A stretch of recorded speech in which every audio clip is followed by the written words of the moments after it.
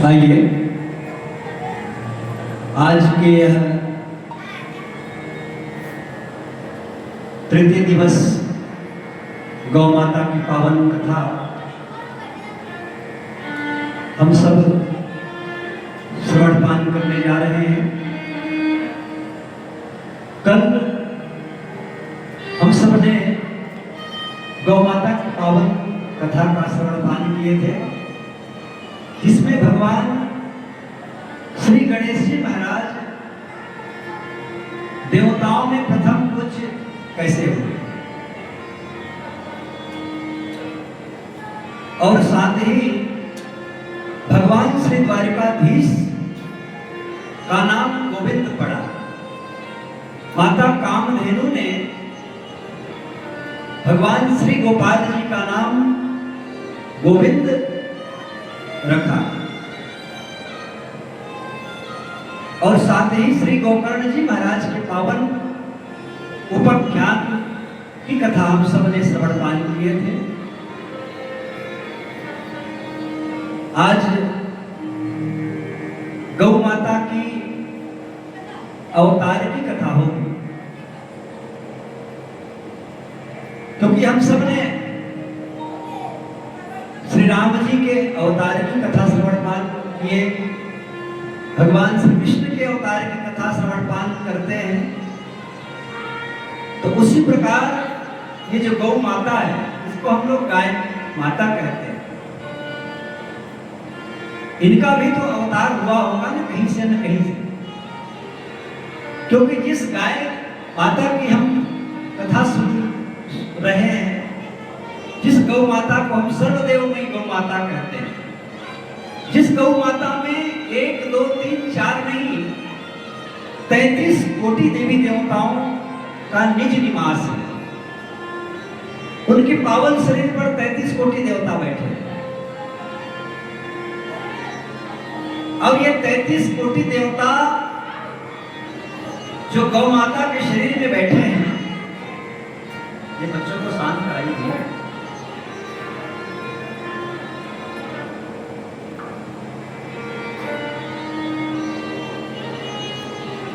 33 कोटि अर्थात कोटि का मतलब होता है प्रकार। हमारे हिंदू सनातन धर्म में 33 कोटि देवी देवताओं का जो है नाम लिया जाता है। जब हम देवी स्थापना करते हैं तो 33 कोटि देवी देवताओं का आवाहन करते हैं। तो वे 33 कोटि देवता कौन है? कोई हमको पूछे कि भैया आपके धर्म में 33 कोटि देवता कहते हैं, तो ये 33 कोटि देवता है क्या? क्या बताएंगे? तो 33 कोटि देवता का अर्थ यह है 33 प्रकार के देवता। कोटि मतलब होता है प्रकार। तो आप लोग गिनती लगाइए। 33 में 12 आदित्य, गोपाल भैया 12 आदित्य। अब ये 12 आदित्य में कौन कौन देवता है? तो पहले देवता है अंशुमान, फिर है अर्यमान। ये अर्यमान आत्मा के देवता है। जब हमारा शरीर शांत होता है, हमारा प्राणांत होता है, तो हमारे प्राणों की जो सुरक्षा में संवर्धन में जो रहता है, वह इस अर्यमान देवता के पास रहता है। तीसरा देवता है इंद्र, ये 12 आदित्य में है। तीसरा देवता है इंद्र। चौथा है त्वष्टा और 5वां है धातु, पर्जन्य, पूषा, भग, मित्र, वरुण, वैवस्वत एवं भगवान श्री हरि विष्णु। ये 12 आदित्य है, और है 8 वसु। 12 और 8 कितने हुए? 20। 8 वसु। और ये वसु कौन है? तो कहे आप, ध्रुव, सोम, धर, अनिल, अनल, प्रत्युष और प्रभास। ये 8 वसु, ये 8 देवता है। और उसमें है कितना हुआ? 20। अब है 11 रुद्र। 20 और 8 11 31।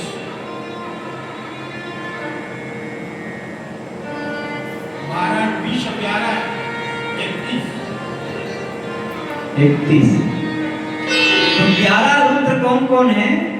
तो मनु, मन्यु, शिव, महत, ऋतुध्वज, महीनस, उम्रतेरस, काल, वामदेव, भव, धृत और ध्वज। ये 11 रुद्र हुए। और 2 देवता हुए अश्वनी और कुमार। ये हो गए 33 देवता। ये 33 प्रकार के देवता हमारे यहाँ हिंदू धर्म में पूजा जाता है। ये 33 कोटि देवता यही देवता है। इनके अलावा और कोई देवता हम जिसको जानते नहीं है, मानते नहीं है, वो सब वैदिक देवता नहीं। क्योंकि आज आप लोग जानते हैं कि किसी को भी हम देवता बना देते हैं। 33 कोटि देवता होने के बाद भी हम लोग और देवताओं की तलाश करते हैं ना। नया नया देवता प्रकट हो जाता है। तो भैया जो हमको ध्यान करना है, पूजन करना है, जिनकी आराधना करना है, साधना करना, ये 33 कोटि देवता है। इनका ही साधना करें, इनकी ही आराधना करें। जिनकी पूजा उपासना हमारे पूर्वजों ने किया, हमारे ऋषियों ने किया, तो यह 33 कोटि देवता है। और इन्हीं देवताओं के आशीर्वाद से यह सारी सृष्टि फलती है। ऐसी गौ माता की पावन कथा है। हम सब उस गौ माता की पावन कथा श्रवण पान करें और अपने जीवन को धन्य बनाएं। क्योंकि वर्तमान समय में गौ माता की जो स्थिति है वह बड़ा ही शोचनीय है। हमने गौ माता को घरों से तो निकाला, अपने अपने घरों से तो निकाला, गांवों से तो निकाला, परंतु दुर्भाग्य की बात है कि हमने गौ माता को अपने हृदय से भी बाहर कर दिया। इसलिए गौ माता दुखी है, त्रासित है। वो हमसे सेवा की कामना करती है। आइए ऐसी गौ माता की कथा, पावन कथा सुने। गौ की सेवा से तर जाएगा, गौ की सेवा से तर जाएगा, तेरा जीवन संवर जाएगा। गौ की सेवा से तर जाएगा, तेरा जीवन संवर जाएगा। गौ की सेवा से तर जाएगा, तेरा जीवन संवर जाएगा। गौ की सेवा से तर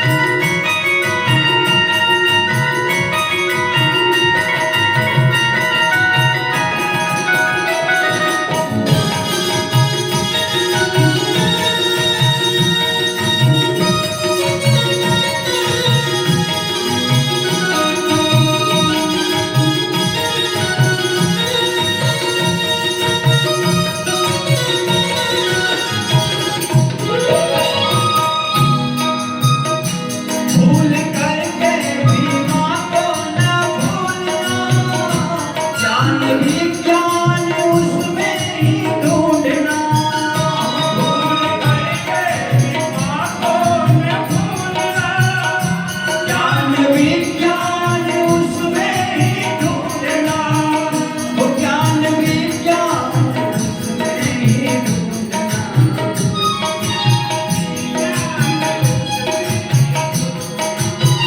वो नाम गोपाल पड़ जाएगा, नाम गोपाल पड़ जाएगा, वो तेरा जीवन संवर जाएगा। नाम गोपाल पड़ जाएगा, वो तेरा जीवन संवर जाएगा। वो सेवा से कर जाएगा, जीवन संवर जाएगा।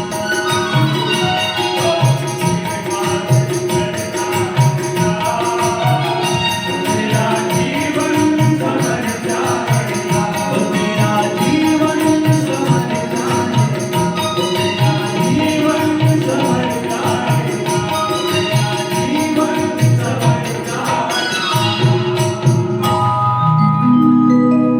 बोलिए गौ माता की जय। ऐसी पावन ये गौ माता की महिमा है। और जो भी गौ माता की महिमा कुछ क्षण सुनता है या सुनते हैं, उनके जीवन के जो भी पाप हो वो नष्ट हो जाते हैं, क्योंकि गौ माता प्रत्यक्ष देवता है। और जो भी हमारी कामना होती है उसको तुरंत पूरी करती है। और हम आपकी कौन कहे, भगवान शिव जी का नाम सुने हैं ना, भगवान शंकर जी का एक कथा सुने हैं, नाम सुने हैं? देखिए भगवान शिव जी विराजमान हैं। बोलिए शंकर भगवान की जय। ये आदि देवता है। भगवान ब्रह्मा, विष्णु और महेश, ये हमारे सनातन धर्म के, हमारे संपूर्ण विश्व के, जगत के पालनहार हैं। सृष्टि करता है, पालन करता है और संहार करता है। ऐसे त्रिदेव है, तीन देवता। और इसमें से जो भगवान शिव है, ये भगवान शिव, ये भगवान शिव जी के ऊपर एक बार अपार संकट आ गया। ये स्वयं संकट को हरने वाले शिव जी हैं। जब समुद्र मंथन हुआ था तो हलाहल विष समुद्र मंथन से प्रकट हुआ था। तो जब हलाहल विष प्रकट हुआ तो सब देवताओं ने हाथ खड़ा कर दिया कि हम इस हलाहल का पान नहीं कर सकते। तब आप सब लोग कथा श्रवण पान किए हैं कि भगवान शिव जी ने उस हलाहल विष का पान किया, कंठ में धारण कर लिया। तो ऐसे जगत के जो संकट हरने वाले भगवान भोलेनाथ जी हैं, उनके ऊपर भी एक बार अपार संकट आ गया। और ऐसा संकट आया कि भगवान शिव जी को तीनों लोकों में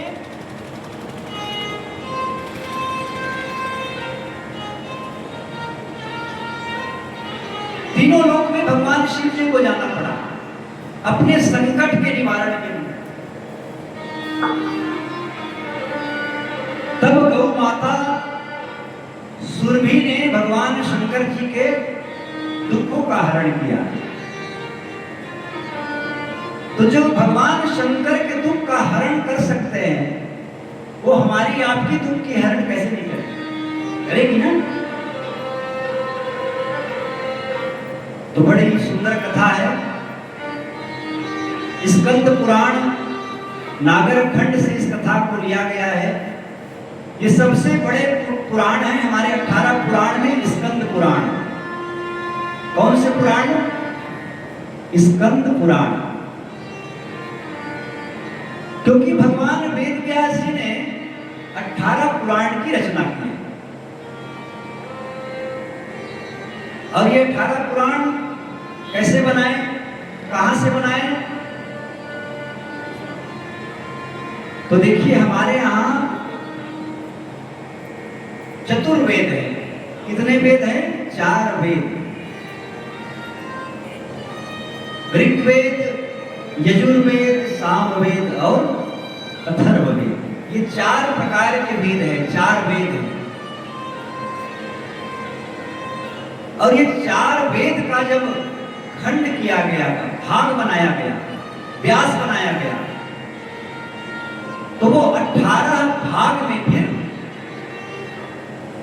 व्यास बना। और ये 18 व्यास स्वयं भगवान वेद व्यास जी ने उस 4 वेद का किए, 18 पुराण बना।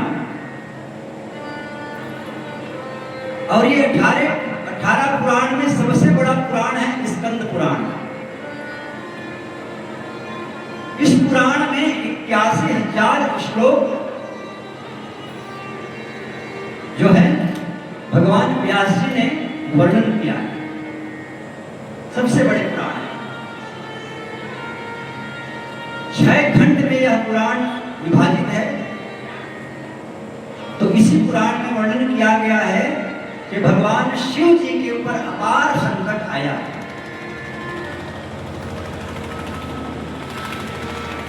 तो भगवान शिव जी एक दिन मनोहारी स्वरूप धारण करके वो धरती पर विचरण कर रहे थे।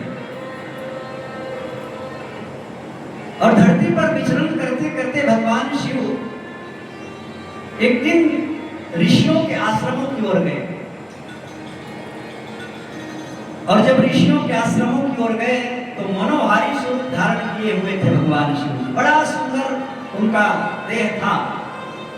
क्योंकि भगवान शिव जी को हम क्या कहते हैं, कैसे है भगवान शिव जी का शरीर, देह? कर्पूर गौरम करुणावतारम, कर्पूर गौरम करुणावतारम, संसार सारम भुजगेन्द्रहारम, संसार सारम भुजगेन्द्रहारम, सदा वसन्तं हृदयारविन्दे, सदा वसन्तं हृदयारविन्दे, भवं भवानी सहितं नमामि, भवं भवानी सहितं नमामि, कर्पूर गौरम करुणावतारम, संसार सारम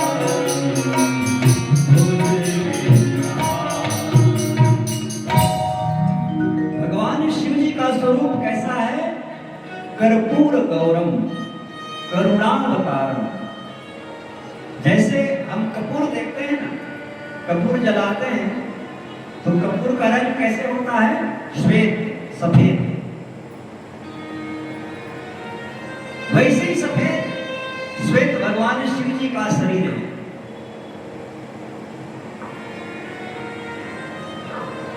और ऐसे मनोहारी स्वरूप धारण करके भगवान शिव जी ये विचरण कर रहे हैं ऋषियों के आश्रमों की ओर। और कुछ ऋषि पत्नियां जब भगवान शिव जी को देखे तो भगवान शिव जी को पहचाने नहीं, क्योंकि मनोहारी स्वरूप था। और जब भगवान शिव जी को देखे तो उन्होंने पहचाना नहीं और उनके पीछे पीछे चलने लगे, शिव जी के पीछे पीछे। और दूर से जब ऋषियों ने देखा कि हमारी पत्नियां इस मनोहारी स्वरूप धारण किए हुए नवयुवक के पीछे चल रही है। तो सभी ऋषियों ने भगवान शिव जी को श्राप दे दिया। ऐसा श्राप दिया भगवान शिव जी को, कहा ऋषियों ने कि अरे नवयुवक, जिस प्रकार तुमने हमारे पतियों को आकृष्ट किया है, हम सब ऋषिगण तुमको श्राप देते हैं कि तुम्हारा संपूर्ण शरीर जल करके भस्म हो जाए। और जैसे ही ये श्राप लगा भगवान शिव जी को मिला ऋषियों के द्वारा, ब्राह्मणों के द्वारा, तुरंत भगवान शिव जी का संपूर्ण शरीर जलने लगा। भयंकर ताप और इतना तपन हुआ, इतना दाह हुआ कि भगवान शिव जी उस दाह को सहन नहीं कर पा रहे हैं। भगवान शिव जी अशांत हो गए और उस दाह को मिटाने के लिए वो अश्वनी कुमारों के पास गए, जो कि देवताओं के वैद्य हैं अश्वनी कुमार। उनके पास गए, उपाय पूछा, कुछ उपाय नहीं मिला। भगवान ब्रह्मा जी के पास गए, भगवान श्री हरि के पास गए, सभी देवताओं के पास भगवान शिव जी गए, पर कुछ भी उपाय नहीं मिला। तो बर्फ के गुफा में जाकर के कैलाश में बैठ गए, क्योंकि कहा गया है कि अग्नि जो होता है वो बर्फ से शांत हो जाता है। पर भगवान शिव जी जब वो कैलाश में गए, बर्फ की गुफा में बैठे, फिर भी उनका देह शांत नहीं हुआ। इतना ज्वलन था, आग के समान दहकता हुआ अंगारा। तब भगवान शिव जी विचलित होकर के गोलोक धाम गए। और ये गोलोक धाम है कहां? तो भैया ये गोलोक धाम है स्वर्ग के ऊपर। स्वर्ग में देवता निवास करते हैं, पर स्वर्ग के ऊपर जो धाम है उसको कहते हैं गोलोक धाम, श्री गोलोक धाम। जैसे हम लोग स्वर्ग की कामना करते हैं कि हे प्रभु हमें स्वर्ग में निवास देना, कुछ क्षण के लिए हमें स्वर्ग में निवास देना, उसी प्रकार जो स्वर्ग में देवता है वह कामना करते हैं कि हमें गोलोक धाम में निवास देना। अब ऐसे गोलोक धाम की महिमा है। गोलोक धाम में न जन्म है न मृत्यु है, वहां न पुण्य है न पाप है। ऐसे गोलोक धाम का वर्णन हुआ है, जहां केवल सुगंध ही सुगंध है। ऐसी पावन गोलोक धाम है। तो उस गोलोक धाम की अधिष्ठात्री है माता सुरभि। बोलिए सुरभि माता की जय। ये आदि माता है। ये वैदिक परंपरा में जो सबसे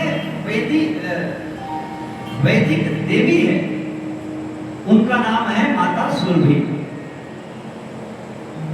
और ये सुरभि माता को आदि माता कहा गया है। भगवान ब्रह्मा जी भी उस आदि माता की स्तुति करता है।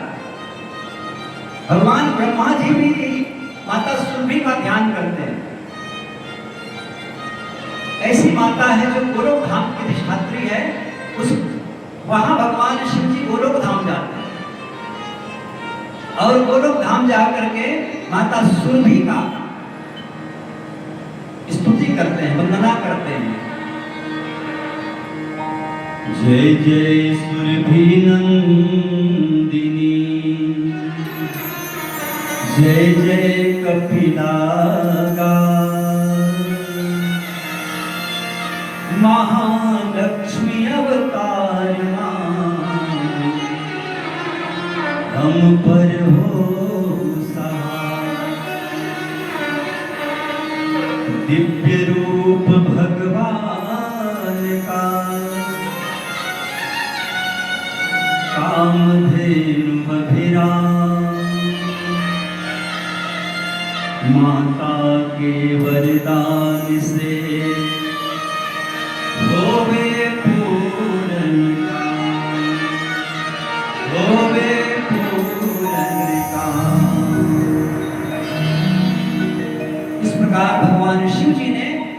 मां सुरभि का स्तुति किया है और हाथ जोड़कर माता सुरभि से प्रार्थना किया और भगवान शिव जी ने कहा कि हे माता, हे सर्वदेवमयी गौ माता, मैं आपकी शरण में आया हूं, आप मेरी रक्षा करें, मेरी रक्षा करें। माता सुरभि कहती है, हे वत्स, क्या कारण है आज इतना आप विचलित हैं? भगवान शिव जी कहते हैं कि हे माता, ऋषियों के श्राप से मेरा संपूर्ण शरीर जल रहा है, मुझे तीनों लोगों में कहीं कोई उपाय नहीं मिला इस अग्नि को शांत करने का, इसलिए हे माता, मैं आपके लोक में आया हूं, कृपा करके मेरी इस संकट का निवारण करें। तब माता सुरभि कहती है कि हे वत्स, निराश न हो, चिंता न करो और अविलंब मेरे उदर भाग में प्रवेश करो, अर्थात मेरे गर्भ में प्रवेश करो। ये कह रही है माता सुरभि। भगवान शिव जी छोटे से स्वरूप धारण करते हैं और छोटे से स्वरूप धारण करके माता सुरभि के मुख मार्ग में से गौ माता के गर्भ में चले जाते हैं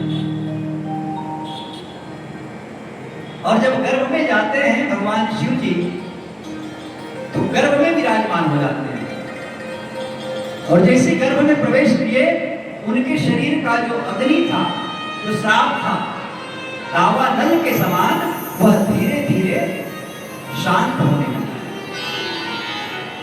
क्योंकि गौ माता के गर्भ में, उनके गोबर में, उनके गोमूत्र में इतनी क्षमता है कि संसार की कोई भी शक्ति उनके सामने काम नहीं करता। गाय के गोबर में वो ताकत है, वो शक्ति है जिसको ज्ञान, विज्ञान, अध्यात्म सभी मानते हैं। संसार में ऐसे कोई जीव नहीं है जिसके मलमूत्र की पूजा होता है क्या? यहां तक जिसको हम भगवान मानते हैं, उन भगवान के भी मलमूत्र की पूजा का वर्णन वेदों में नहीं है, परंतु गौ माता के गोबर गोमूत्र से सारा संसार पवित्र होता है। यहां तक देवता भी उनके गोबर गोमूत्र से पवित्र होते हैं। ये भगवान बांके बिहारी लाल जी का जब अवतार हुआ था ब्रज में, तो सबसे पहले गोमूत्र से भगवान को स्नान कराया गया। जब मथुरा से आए हैं, वसुदेव जी लेकर के आए हैं, तो बालपन में ही प्रथम स्नान भगवान का गोमूत्र में होता है, क्योंकि बहुत से इनको दुष्कृत्यों ने इनको स्पर्श किया था। पूतना जैसे जो राक्षसी थी, उन्होंने स्पर्श किया था भगवान को। तब भगवान शिव जी का जो दाह था, वो धीरे धीरे शांत होने लगा। 9 माह तक भगवान शिव जी गौ माता के गर्भ में विराजमान हुए, क्योंकि हमारे संतान भी 9 माह गर्भ में रहता है ना।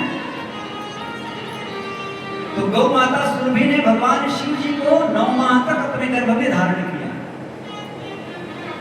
और फिर कहा कि हे वत्स, अब बाहर आ जाओ, अब आपका दाह शांत हो गया, अब बाहर आ जाओ। तब भगवान शंकर जी ने माता सुरभि को गर्भ से ही प्रणाम किया और कहा कि हे माता, अब मैं बाहर आ रहा हूं। भगवान शिव जी माता सुरभि के गर्भ से बाहर आए, परंतु उनके साथ ही एक माता सुरभि के संतान भी, जिनका नाम था मनोरथ, वह भी गर्भ से बाहर आए। भगवान शिव और मनोरथ एक साथ प्रकट हुए माता सुरभि के गर्भ से, और यही बछड़े के रूप में जो मनोरथ प्रकट हुआ था, जन्म लिया था माता सुरभि के गर्भ से, यही आगे चल के नंदी इन्हीं का नाम पड़ा। भगवान शिव जी के साथ जो नंदी विराजमान होते हैं ना, ये वही सुरभि माता के संतान है, जिनका नाम था मनोरथ। ये भगवान शंकर जी और मनोरथ एक साथ माता सुरभि के गर्भ से प्रकट हुए थे। ऐसी ये पावन कथा है। भगवान शिव जी गर्भ से बाहर आए और उस समय सब देवता भगवान शिव जी को खोज रहे थे। 9 माह तक खोज रहे थे भगवान शिव जी कहाँ गए, कहाँ चले गए। सारे संसार में खोजे, कहीं पता नहीं चला। तो देवताओं ने अपने दिव्य दृष्टि से पता किया कि भगवान शिव जी गोलोक धाम में हैं। तो सब देवता गोलोक धाम पहुंच गए और गोलोक धाम जब आकर के देखे तो शिव जी बछड़े के रूप में था, बैल के रूप में था, पर एक तरफ त्रिशूल अंकित था। भगवान शिव जी के दाहिने ओर त्रिशूल। सब देवता पहचान गए कि यही शिव जी है। सब देवताओं ने विनती किया कि प्रभु आपके बिना तीनों लोक अधूरा है, आप चलें, हम सब देवता आपको लेने आए हैं। तब भगवान शिव जी ने कहा कि हे देवता गणों, तुम लोग बहुत स्वार्थी हो, क्योंकि जब हलाहल विष समुद्र मंथन से प्रकट हुआ था तब सब देवताओं ने मिलकर के मुझे पीने के लिए विवश किया था, पर आज मेरे ऊपर अपार विपत्ति आया तो सब देवता अपने अपने हाथ खड़ा कर दिए। अगर आप मुझे ले जाना चाहते हैं तो माता सुरभि है, माता सुरभि के पास सब जाकर के प्रार्थना करो। अगर माता सुरभि मुझे प्रदान कर देंगे तो मैं आप लोगों के साथ जाने के लिए तैयार हूं। सभी देवता मिलकर के माता सुरभि की प्रार्थना करते हैं और प्रार्थना करते हैं तो सुरभि माता सहज प्रकट हो जाती है। कैसे प्रकट हो जाती है? पूज्या गो माता के चरणों में हमारा अभिवंदन। पूज्या गो माता के चरणों में हमारा अभिवंदन। पूज्या गो माता के चरणों में हमारा अभिवंदन।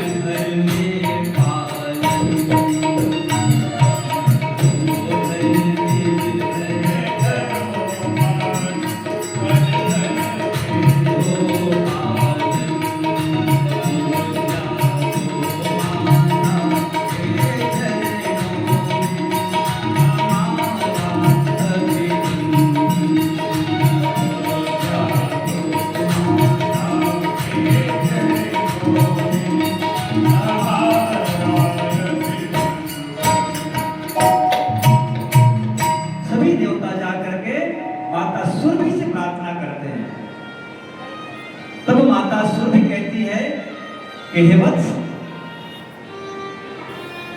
हे देवतागण, आप शिव जी को ले जा सकते हैं, क्योंकि संसार का संचालन करने का जो दायित्व है, क्योंकि भगवान शिव जी काल के देवता है, महाकाल है। भगवान शिव जी को महाकाल कहा गया है। कालों के काल को महाकाल कहते हैं। और महाकाल की आप कथा सुने होंगे कि महाकाल भगवान ने यमराज को भी पाश कर दिया, क्योंकि आप सब लोग कथा सुने होंगे मार्कंडेय जी का। ये मार्कंडेय जी चिरंजीवी हुए। ये कैसे हुए? ये महाकाल भगवान की कृपा से हुए। एक ब्राह्मण थे जिनको संतान नहीं था, बड़ा चिंतित थे। तो एक दिन वह ब्राह्मण देवता गंगा किनारे एक स्थान बना करके बैठ गए और बैठ करके वो कुछ साधना करने लगे।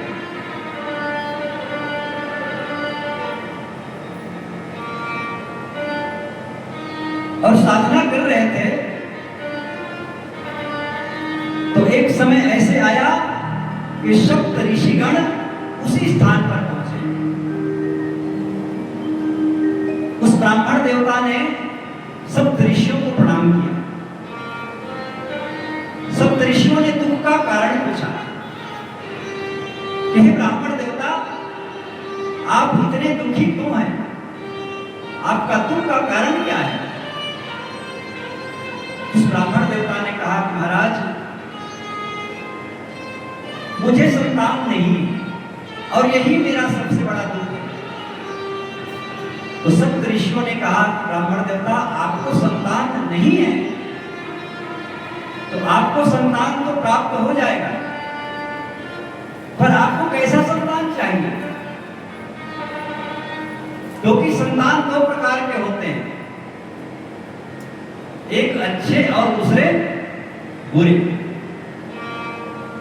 एक संतान ऐसा होता है कि माता पिता उससे तंग आ जाते हैं, प्रतिदिन शिकायत। और कभी कभी तो ऐसे लगने लगता है माँ बाप को कि इससे तो अच्छा मैं बिना संतान के ही अच्छा था। कल कथा सुने थे ना धुंधकारी का, तो धुंधकारी जैसे संतान किस काम का है? अच्छे कुल में जन्म लिया था, ब्राह्मण घर में जन्म लिया था, पर करने क्या किया?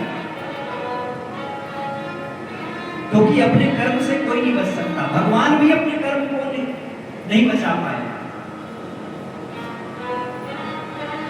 कर्मों के फल से न बचोगे, चलना बहुत संभाल के, अभी समय है अभी बदल लो, देवर अपनी चाल।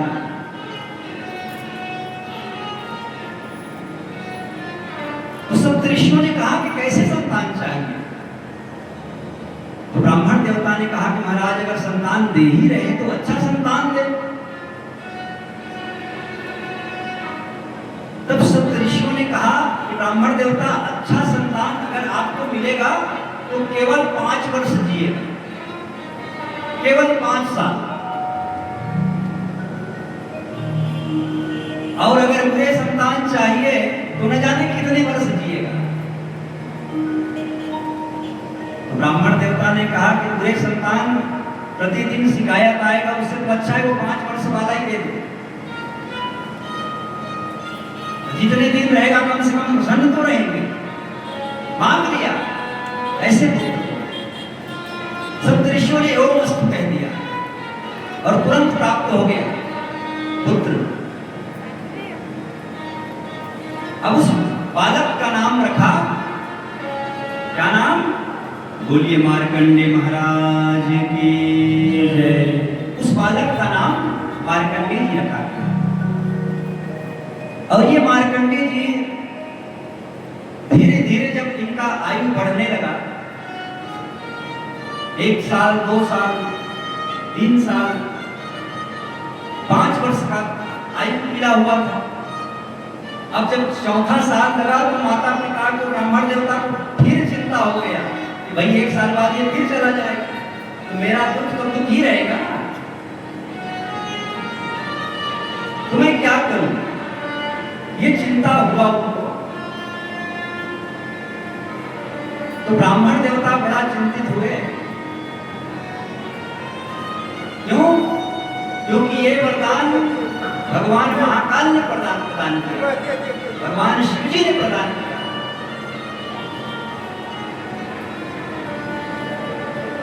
क्योंकि ब्राह्मण देवता ने शिव जी की तपस्या किया सप्तऋषियों के माध्यम से।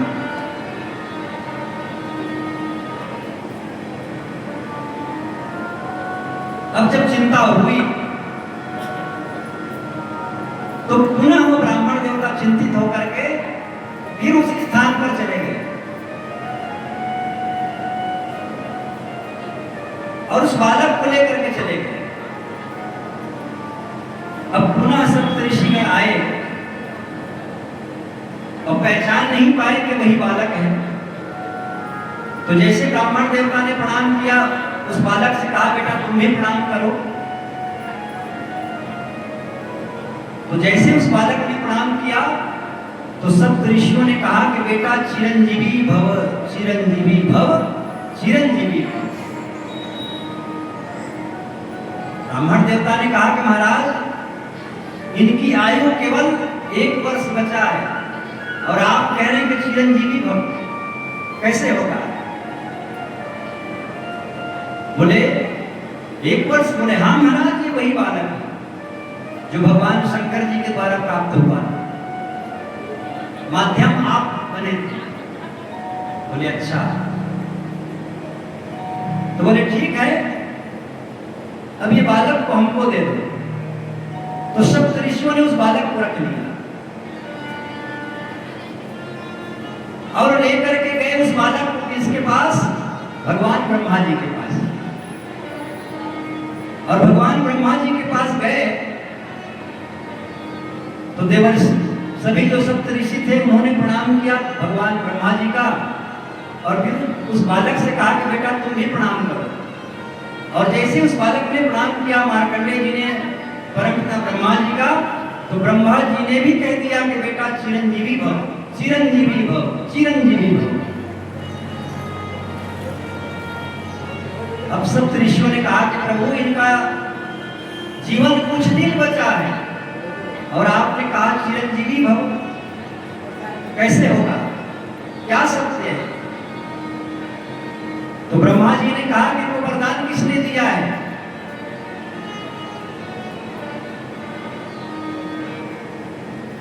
तो कहा कि ये वरदान भगवान शंकर जी ने दिया है। तो ब्रह्मा जी ने कहा अगर भगवान शंकर जी ने वरदान दिया है तो चले शंकर जी के पास।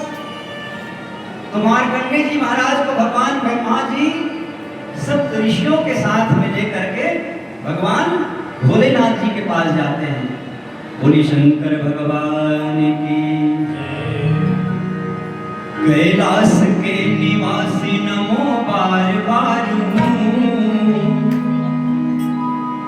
कैलाश के निवासी नमो बार बार नमो बार बार आयो शरण तिहार प्रभु बार बार आयो शरण तिहार प्रभु बार बार कैलाश के निवासी नमो बार बार नमो बार बार आयो शरण तिहार प्रभु बार बार आयो शरण तिहार प्रभु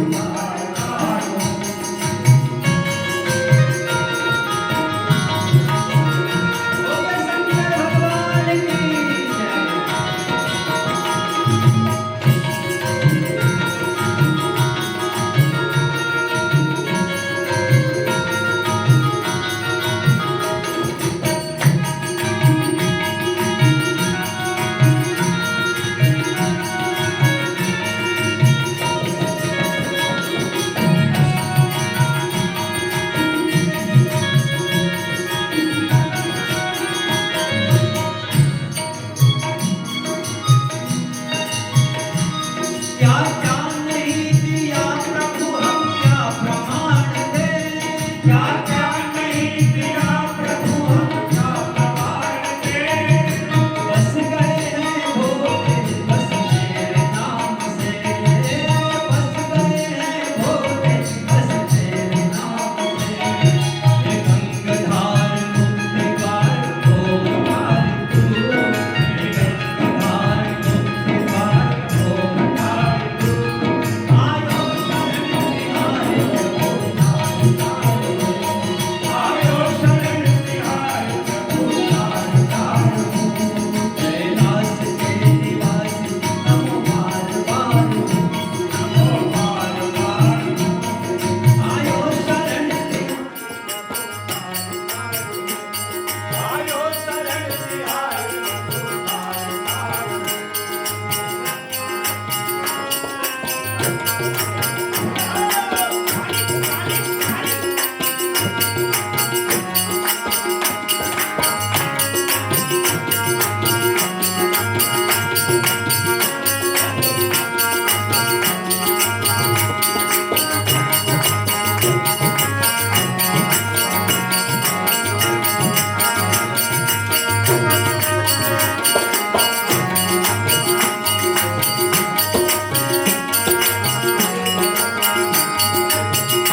ओ बखान क्या करूं तेरी राखों की ढेर का, बखान क्या करूं तेरी राखों की ढेर का, बखान क्या करूं तेरी राखों की ढेर का, बखान क्या करूं तेरी राखों की ढेर का।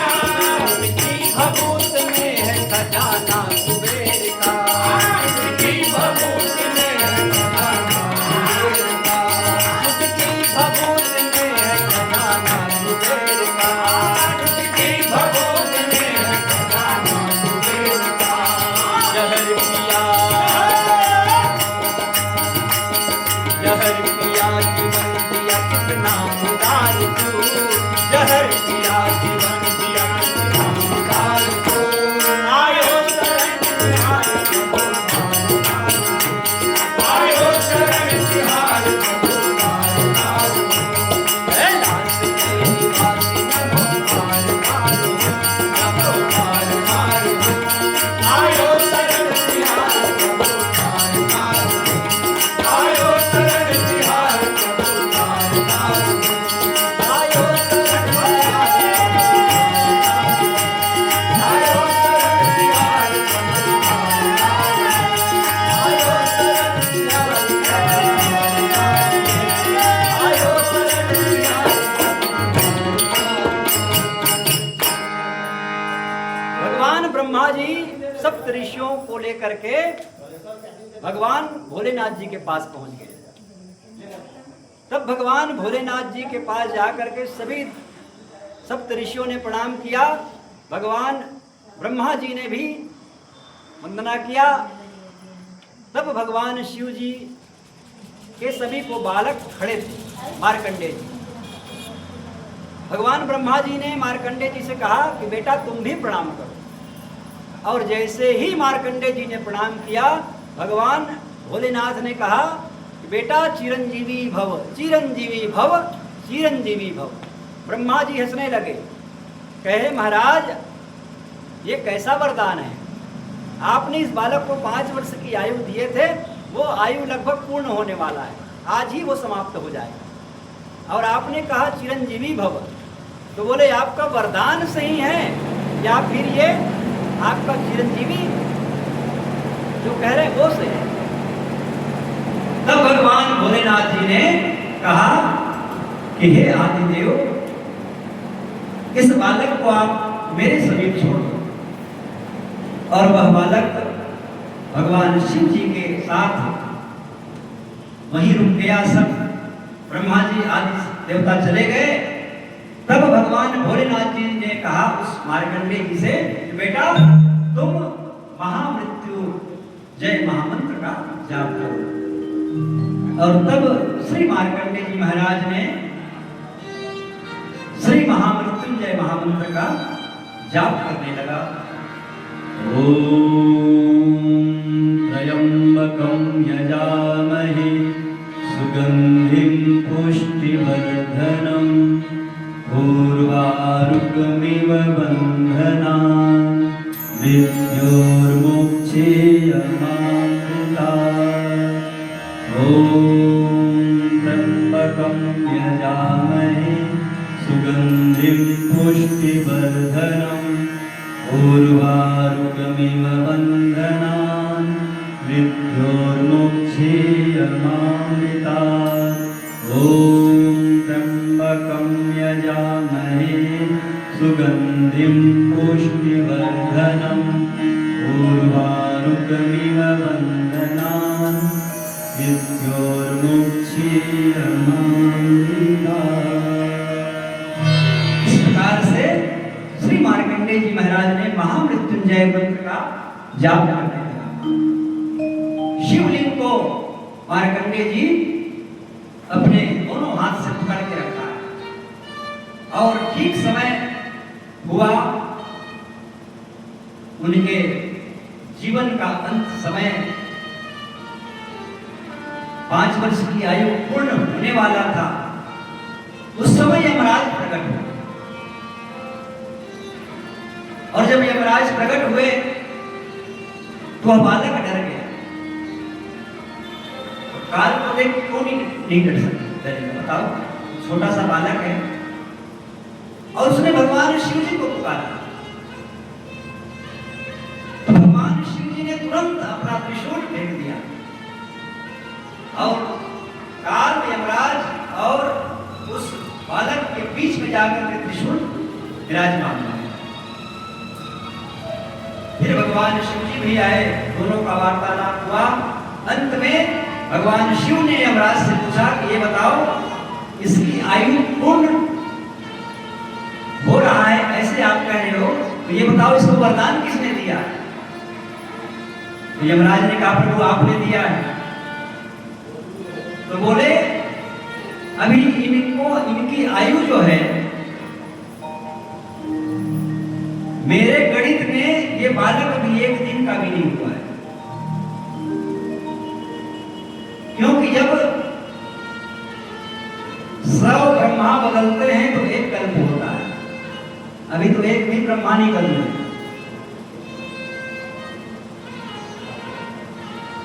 तो इस प्रकार भगवान शिव जी ने ऐसा गणित बताया कि यमराज चकित होकर के भाग गए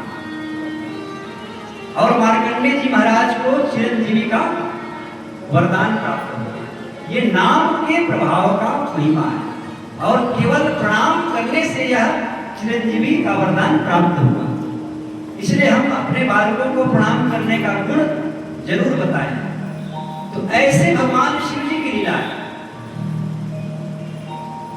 तो सभी देवता मिल करके जब गोलोक धाम गए थे तो माता सुरभि ने कहा हे वत्स, हे देवतागण, मैं शिव जी को देने के लिए तैयार हूं, आप ले जाइए। तब भगवान शिव जी ने देवताओं से कहा कि देवतागण, आप लोग मेरी विपत्ति पर कोई मुझे सहयोग नहीं दी। और तब माता सुरभि से भगवान शिव ने वरदान स्वरूप में वो मनोरथ को प्राप्त किया और भगवान शिव जी का नाम नील वृषभ शिव पड़ जाता है। बोलिए नील वृषभ भगवान की जय। भगवान शिव जी का नाम नील वृषभ शिव पड़ जाता है। शिव शंकर लोक में नील वृषभ भय अवतरे। शिव शंकर लोक में नील वृषभ भय अवतरे। ऋषियों के अपराध शंभु ऋषियों के अपराध शंभु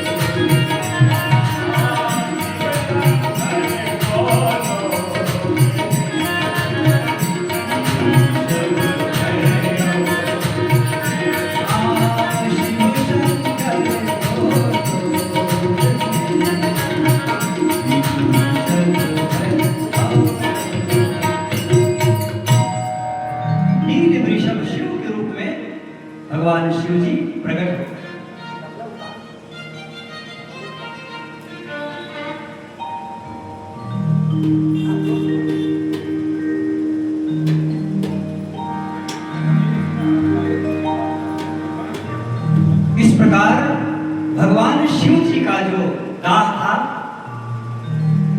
उसको माता सुरभि ने शांत किया। तो जो भगवान के भी संकट को हरने वाली है वह माता आदि गौ माता है। और एक बार नहीं अनेकों बार ये माता सुरभि ने लीला किया। एक बार देवताओं ने कुछ अपमान कर दिया माता सुरभि का।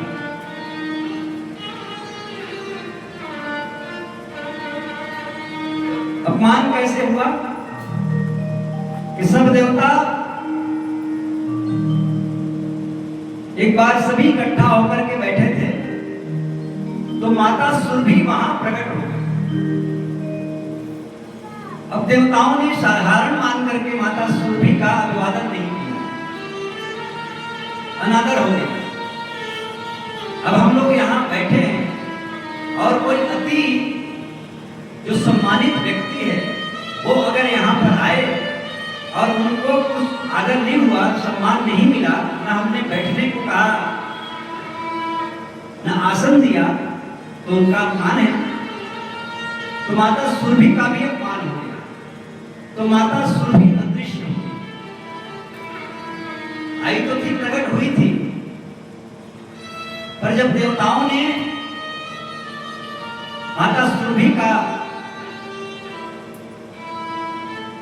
आदर नहीं किया तो माता सुरभि अदृश्य हो गई।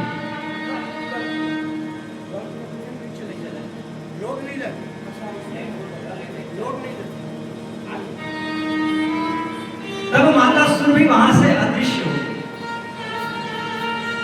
और अदृश्य होकर के उन्होंने अपना दुख देना बंद कर दिया।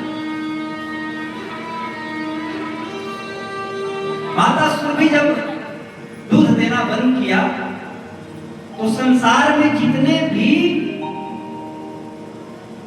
दूध देने वाले जीव है, प्राणी है, वो सब के भी दुग्ध आना बंद हो गया और बिना वय के, बिना दुग्ध के सबके बालक बालिकाएं मरने लगे। क्योंकि बिना दूध के बच्चे कैसे जिए? तो जब सब संतान जब मरने लगे संसार में बिना दुग्ध के,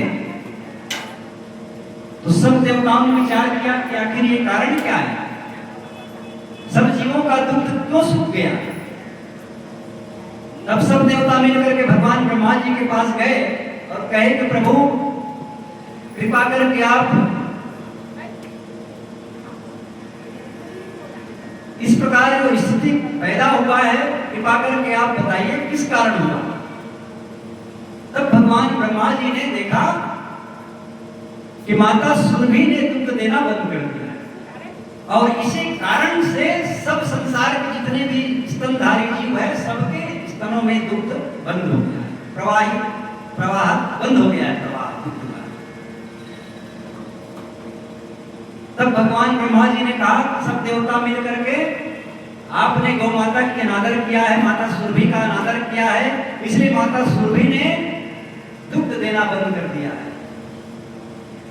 सब देवता मिलकर के जाओ प्रार्थना करो, तब माता सुरभि प्रसन्न होगी। सब देवता गए और जाकर के माता सुरभि का स्तुति किया है, वंदना किया है, क्षमा मांगा है। तब माता सुरभि सहज ही देवताओं को जो यह वरदान थे प्रदान किया और कहा कि हे देवतागण आप चले जाइए और मैं पुनः अपने स्तनों पर दूध प्रवाहित करती हूँ। और माता सुरभि ने अपने स्तनों पर दूध प्रवाहित प्रारंभ कर दिया और जैसे उनके दूध से स्तन से दुग्ध प्रवाह हुआ तो संसार में जितने भी जीवधारी थे, स्तनधारी थे, सबके स्तन पर दूध प्रवाहित होने लगा। इस प्रकार माता आदि गौ माता की कथा है और ये भगवान श्री नील वृषभ शिव माता सुरभि से ही वरदान प्राप्त किए। तो इस प्रकार से भगवान शिव जी की यह पावन कथा है और भगवान शिव जी ने माता सुरभि को अपना निज जननी का जो है शब्द संबोधित किया है। माता रुद्राणाम कहा गया है। मां सुरभि को रुद्रों की माता कहा गया है।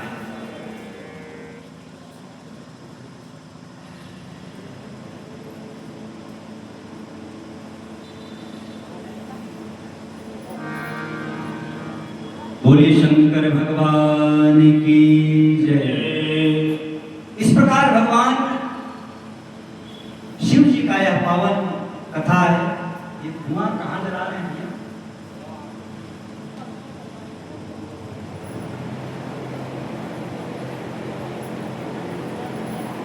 ये पूरे धुआं को खींच रहा है।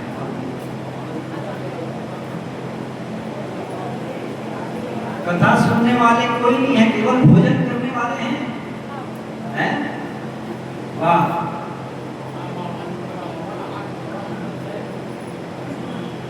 भोजन सबके लिए बन रहा है, कथा कोई नहीं सुन रहे हैं। बोलिए राजा रामचंद्र की जय। भगवान शिव जी की कथा अपार है।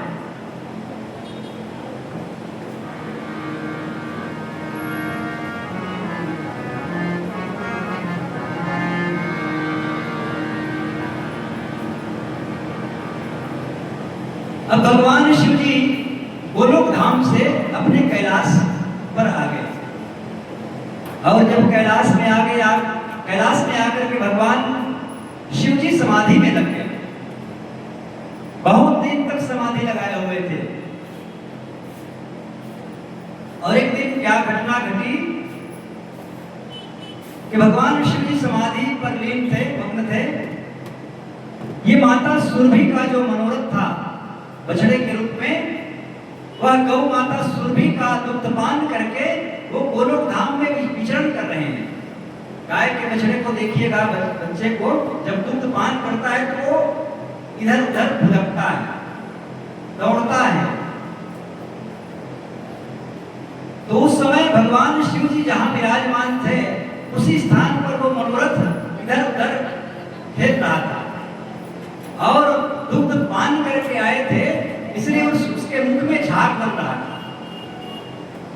और वो बछड़ा वो झाग को अपने मुख में बना रहा था और वह झाग भगवान शिव जी के जटाओं में गिरने लगा बछड़े के मुख से। और जैसे ही भगवान शिव जी के जटाओं में वह फेन गिरना प्रारंभ हुआ, भगवान शिव जी की समाधि खुल गई। और जब भगवान शिव जी की समाधि खुली तो भयंकर क्रोध हो गया भगवान शिव जी, और भयंकर क्रोधित होकर के भगवान शिव जी ने तीसरा नेत्र प्रकट कर दिया। और जब तीसरा नेत्र प्रकट हुए तो संसार में जितने भी गौवंश थी वो सब गायों का रंग बदलने लगा। कोई लाली हो गई, कोई काली हो गई, कोई पीली हो गई, कोई गुलाबी हो गई, कोई अनेक प्रकार की गायों का रंग बदलने लगा, क्योंकि इसके पहले गायों का रंग केवल सफेद था।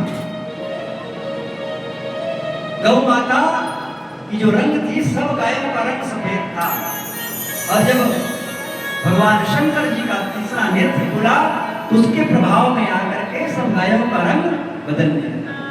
भगवान ब्रह्मा जी ने देखा जब गायों का रंग बदल रहा है किस कारण से, तब भगवान ब्रह्मा जी तुरंत वहां आए हैं और देखा कि भगवान शिव जी मनोरथ के ऊपर कोप कर रहा है।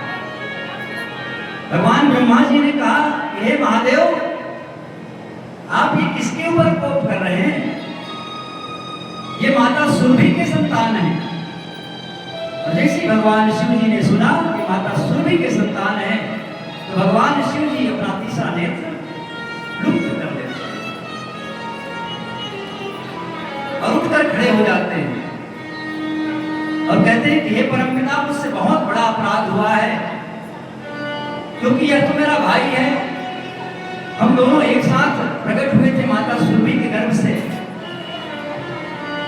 पर मैं पहचान नहीं पाया, मुझसे भूल हो गया, इसलिए मुझे क्षमा याचना करना है। माता सुरभि के पास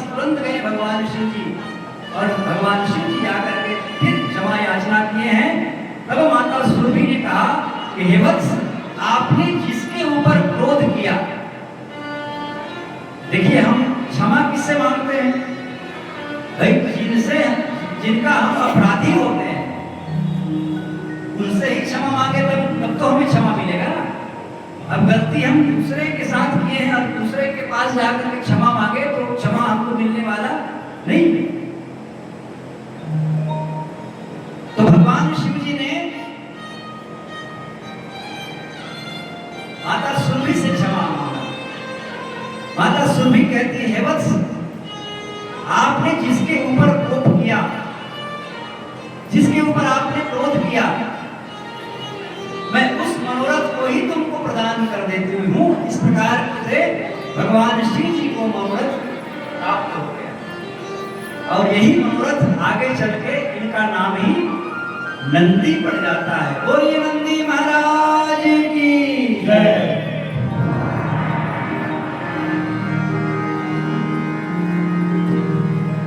डमरू वाले बाबा तुमको आना होगा,